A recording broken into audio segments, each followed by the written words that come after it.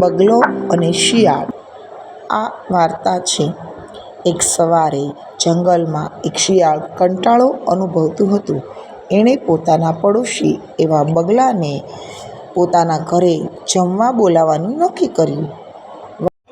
અરે મિત્ર બગલાભાઈ, આજે તમારી મારી ઘરે જમવાનું છે. આપણે બંને સ્વાદિષ્ટ ભોજન જમીશું. તો તમે આવશો ને મારા ઘરે? ચોક્કસ, હું જરૂર આવીશ અને બંને મિત્રો આનંદથી જમીશું. છે એટલે બગલાભાઈ તો શિયાળભાઈના ઘરે જાય છે અને શિયાળભાઈએ સુંદર સ્વાદિષ્ટ ભોજન ભરેલા 2 બાઉલ લીધા. એ બાઉલ એકદમ છીછરા હતા.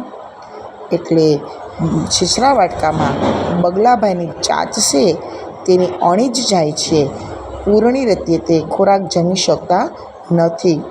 એટલે શિયાળભાઈ તો એ છીછરા બાઉલમાં ખૂબ સ્વાદિષ્ટ ભોજન આરોગી રહ્યા છે. બગલાભાઈ આ જોઈને ખૂબ નારાજ થાય છે અને તે બધું સમજી ગયા, પણ એક પણ શબ્દ બોલ્યા નહીં. પછી બગલાભાઈએ કહ્યું, વાહ શિયાળભાઈ, તમે તો ખૂબ મને જમાડ્યો અને પેટ ભરીને જમાડ્યો. એટલે શિયાળભાઈ તો ખૂબ હરખાઈ ગયા. પછી બગલાભાઈ વાતો કરી અને કીધું કે હવે કાલે તમારે પણ મારા ઘરે જમવા આવવાનું છે. આવશો ને? પધારશો ને?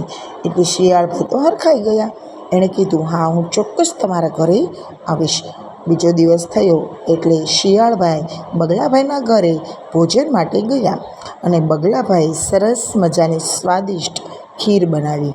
અને ખીર બનાવી પછી એક મોટા 2 કુંજા લીધા અને તે કુંજાની અંદર બગલાની ચાંચ લાંબી હોય છે એટલે સરસ રીતે ચાંચ એમાં જાય અને ખીર આરોગે છે.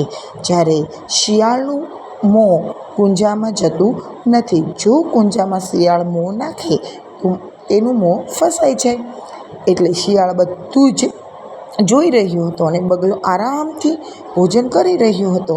શિયાળને હવે બધું સમજાઈ ગયું કે મેં જેવું બગલાભાઈ સાથે કર્યું તેવું જ બગલાભાઈએ મારી સાથે કર્યું.